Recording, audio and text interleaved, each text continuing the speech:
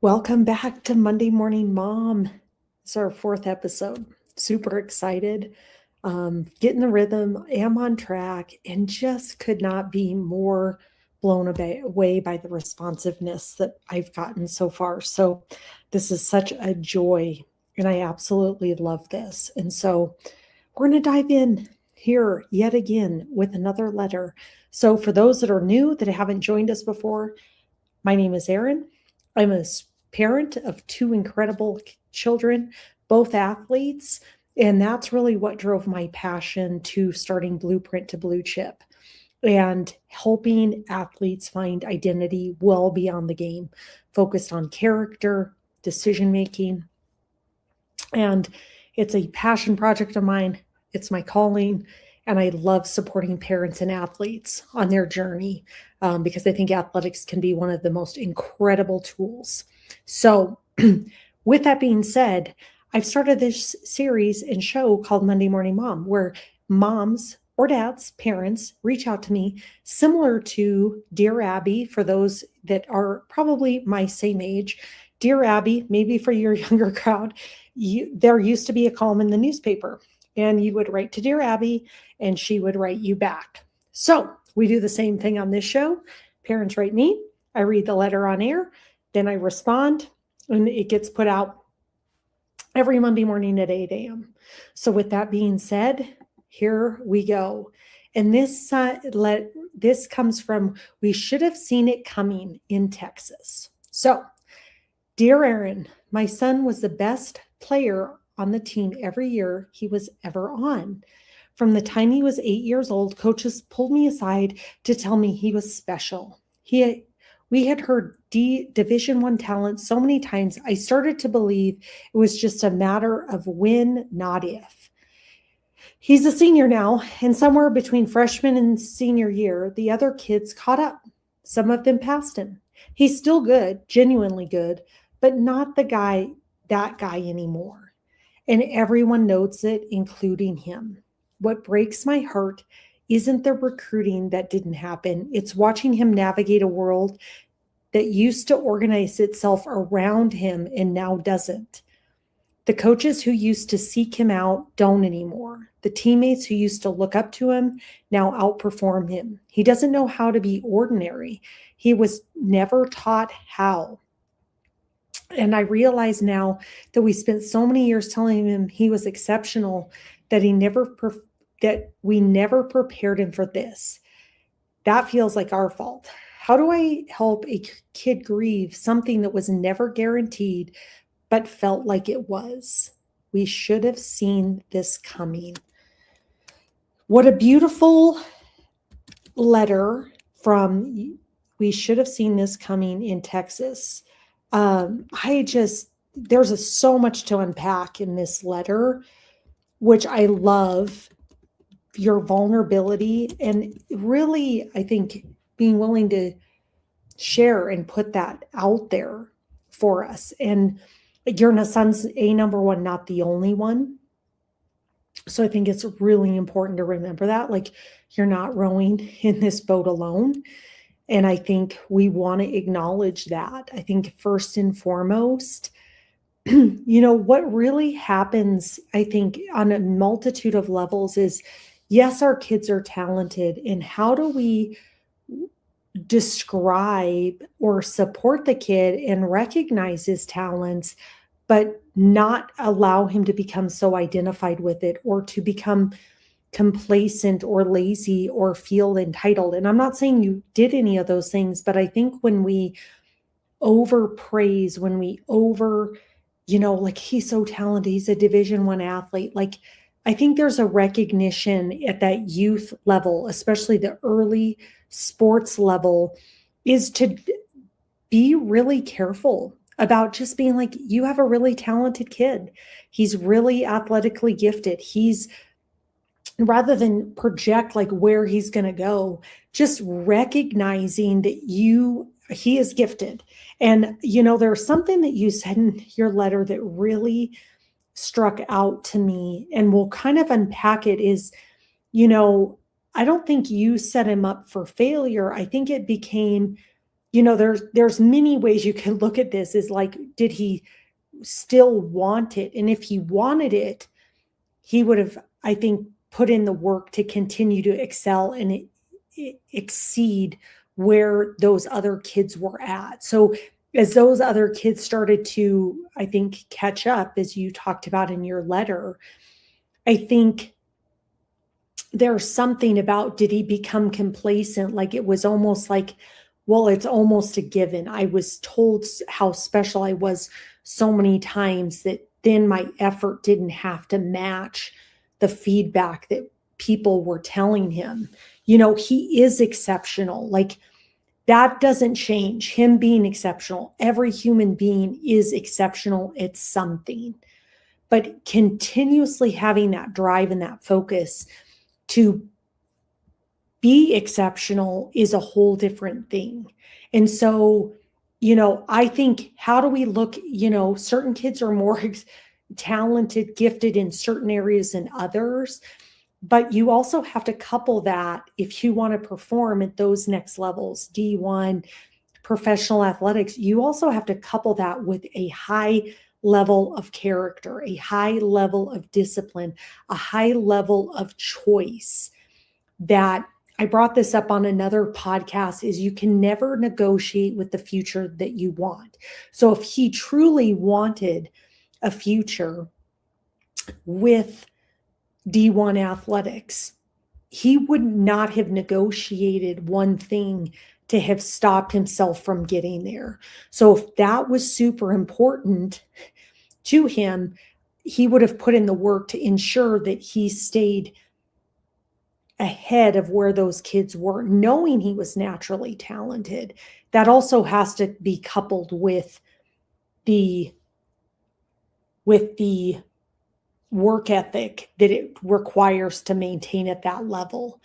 And so I think the understanding, of keeping our youth balanced in the athletics is so important. It's not just about, okay, I'm not the incredible 8-year-old, eighth grader, ninth grader, anymore. Like, where along the way did he start to maybe lose his drive?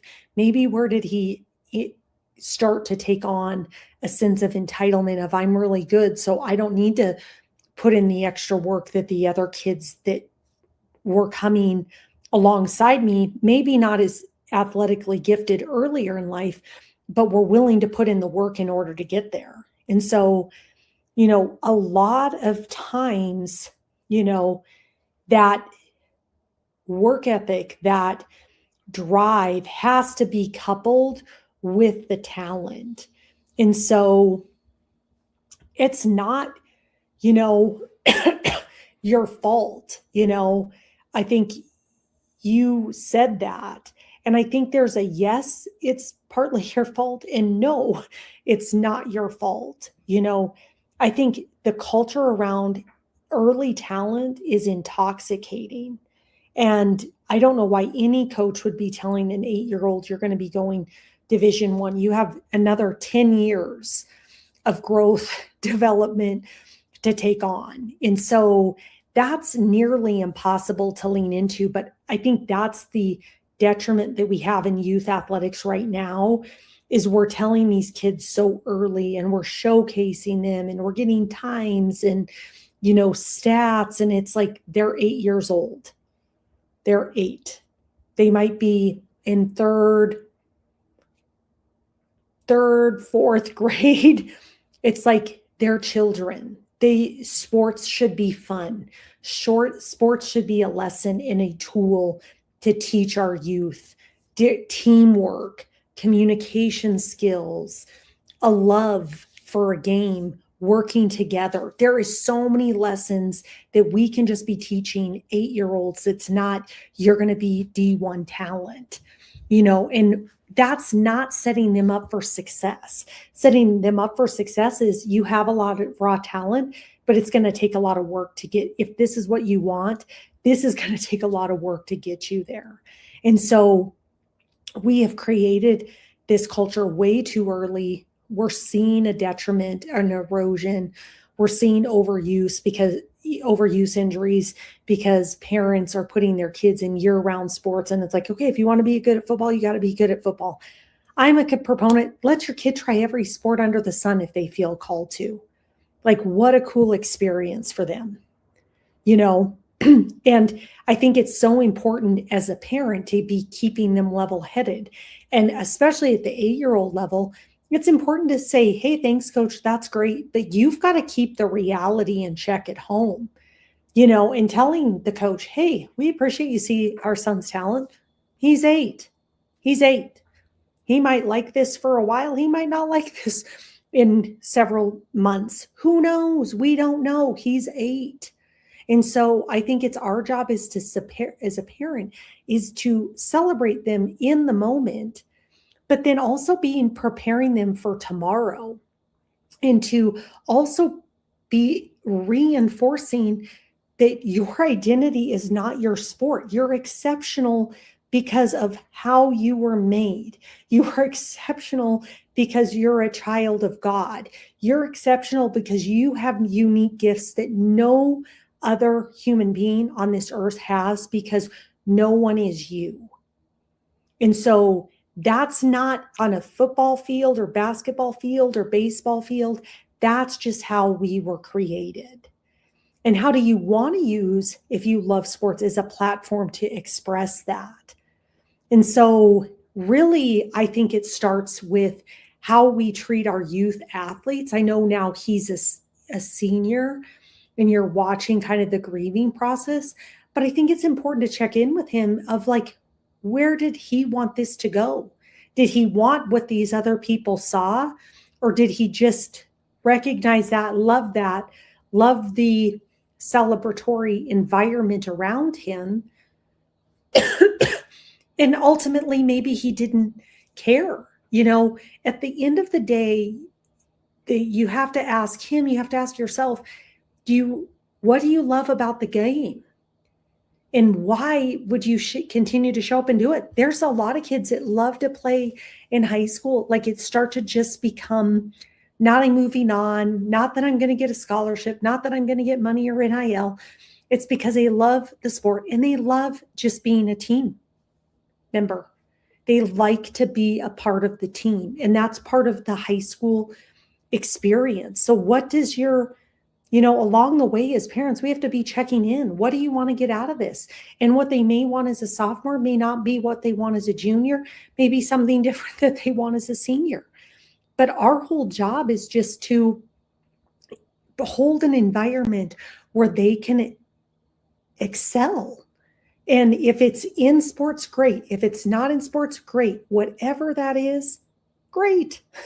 I love you for who you are. You loved that baby the moment they dropped into this planet, not for anything that they were going to do, have done, or will be. You just love them. And that has to remain the same regardless. So whether he went on to play D1 football, he doesn't go on to play D1 football, goes on to become a doctor, goes to be on a plumber, whatever it is, your love for your child is unchanging. It doesn't matter what that is.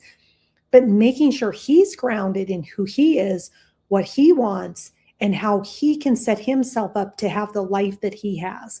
Do you have your life plan? What is your life plan? Are we talking to our kids? And it's going to evolve numerous times. Mine has evolved numerous times. As adults, ours evolved numerous times. But what I will say and really challenge you to do is just open up the conversation to be about him and have nothing to do with sports, athletics, unless he brings up sports and athletics. And then you have to just ask him the question, where did you want this to go? What did you want this to look like? And to understand that, if he wanted something different, then he should have been doing something different along the way. And those are his life lessons. And so, again, I think we should always be reinforcing how exceptional our kids are, but keeping them grounded in nothing is guaranteed. You're not entitled to anything. And if you truly want something, you have to work for it. That's what we have to be reinforcing is you have to work for what you want. Nothing is handed to you. If you talk to any one of the professional athletes, go listen to our Path to the Pros show. You will hear how hard it was to get where they are and all the ups and downs that they went through. So being exceptional at 8 does not mean you're going to be successful at 25 in the NFL or at 35 doing something else. Like, let's level set and just make sports fun. And remember, at 8 years old, this is what we're teaching. We're teaching fun. We're teaching sportsmanship. We're teaching teamwork. That's it. So before you go, one thing for the mom in Texas, you asked how to help your son grieve something that was never guaranteed, but felt like you was. Are you grieving it because you didn't help him, didn't set him up for success? Did you, what are you grieving it, or what has he said? And so I think this is so important that you don't reframe it into a lesson before he's ready. He needs to understand and know, is that what I wanted? Like, I felt entitled to that, Mom. I thought I was just so good I didn't have to work. And we hear and see that all the time. There can be incredibly talented athletes, but you have to craft your skill through practice. So you didn't do anything wrong, Mom. I think we failed him on a multitude of levels, but it's our job to keep him grounded and ensure that that sense of entitlement is not what we're perpetuating, that we're not just celebrating your child, who your child is today. It is to prepare them for who they will be tomorrow. That's what our job is. Like, yes, you're really good right now. If you want that, this is what this is going to take. This is the work you're going to have to put in. So many lessons here. This was so incredible. But I just want to remind you, thank you again for your letter from Texas. I can't wait to hear. Please follow back up. I know your son will be exceptional, whatever he does or will do, because this is a lesson to teach him how hard he has to work to go after it if that's what he wants. And if you want to have me respond to your letter, please write me, DM me, send it to Erin. I'll read it like we have on air. It's always anonymous, and we will continue to put these out. So until next Monday, I will see you then.